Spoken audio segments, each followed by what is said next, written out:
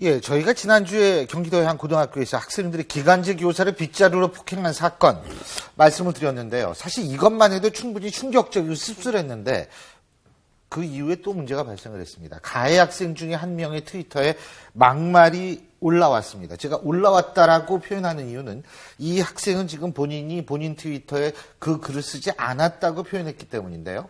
자, 팀장님 네. 어떻게 보십니까? 지금 4명의 학생이 이제 기간제 교사라는 것뿐만이 아니라 학교 교사, 스승의 그림자도 밟지 않는다는 이런 이제 인식들이 지금 점차 희박해져 가는데 기간제 교사라고 하도 아이들을 가르치는 그런 선생님을 그런 형태로 4, 5명이 집단으로 폭력을 행사하고 정말 입에 담지 못할 욕설까지 했는데 이걸 또 한 학생은 찍어서 올렸는데 나중에 2층 경찰서에서 조사를 해보니까 한 명이 1시간 후에 모든 그런 행위가 끝난 이후에 1시간 후에 또다시 뒤풀이하는 것처럼 그 선생님에게 다가가서 결국은 밀치는 행동을 보였습니다. 이래서 추가로 한 명을 더 입건을 한 상태인데 지금 또 학교 그 징계위원회에서 학폭위에서 이제 심사를 하고 징계위원회에서 이 학생들에 대해서 자퇴를 시킬 것이냐 아니면 일정한 징계를 주고 학교를 다니게 할 것이냐. 그런데 지금 양분이 돼 있다고 합니다. 학교 교사들은 절대 안 된다.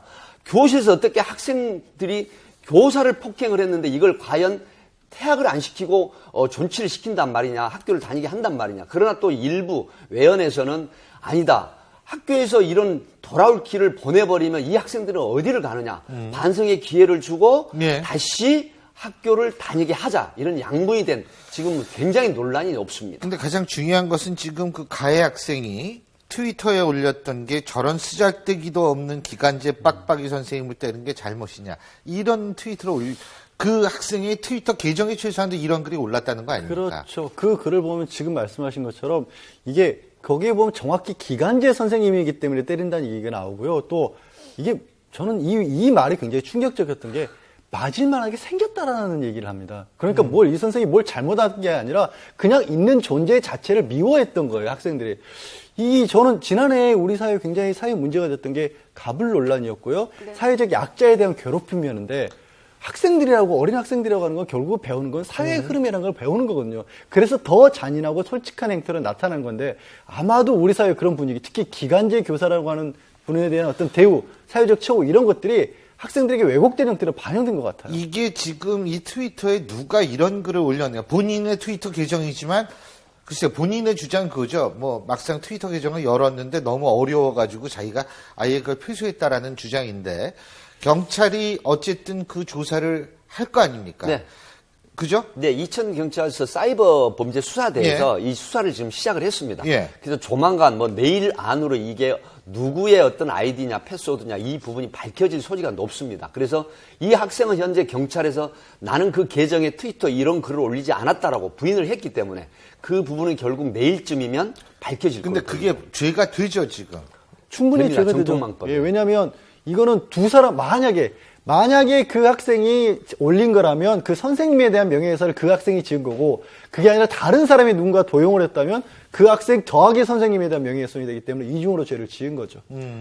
아니 근데 이런 경우에 이것이 이제 사실 저는 뭐라고 생각하냐면 이 학생들을 위해서라도 이번에 좀 사실 적절한 처벌이 이루어져야 된다라는 그런 생각을 전 개인적으로 갖고 있거든요. 근데 물론 학교 측 같은 경우에는 지금 아까 우리 팀장님이 말씀하신 대로 고민을 하고 있다라고 얘기를 하는데 글쎄요, 이게 지금 어떻게 결론이 나야 될지 모르겠어요. 그러니까 이제 아까 님이 잘 설명해 주신 것처럼요. 진짜 저 정도면 퇴학을 시켜야 마땅한데 만약에 또 퇴학을 시키면은 저들이 갈 데가 어디 있냐는 논리인데요.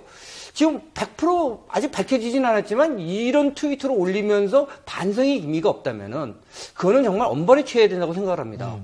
지금 보면은 지금 죄식이 전혀 없거든요. 이 트위터 내용이라든지 그다음에 행동을 보면요. 본인이 썼다라는 가정하에서 그 전제 아래서요. 네.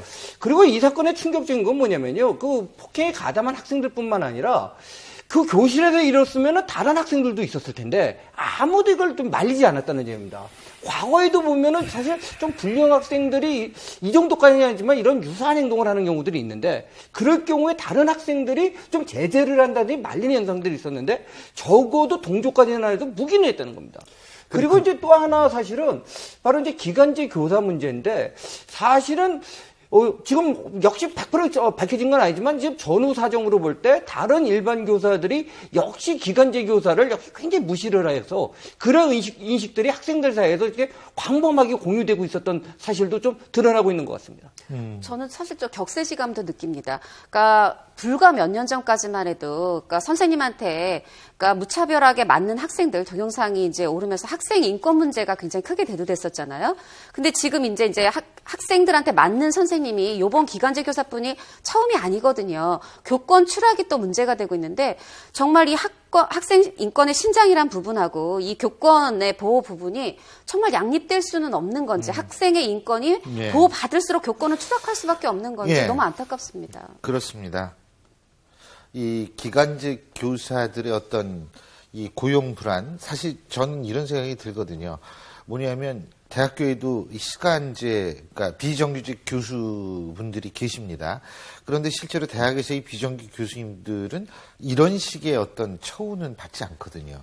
이게 아이들이 나이가 어려서 그렇다는 걸로 치부를 해야 될지, 이게 참 저도 어떻게 해석해야 될지 모르지만 분명한 것은 이 학생들은 사회적인 가르침이 필요할 거라는 생각이 듭니다.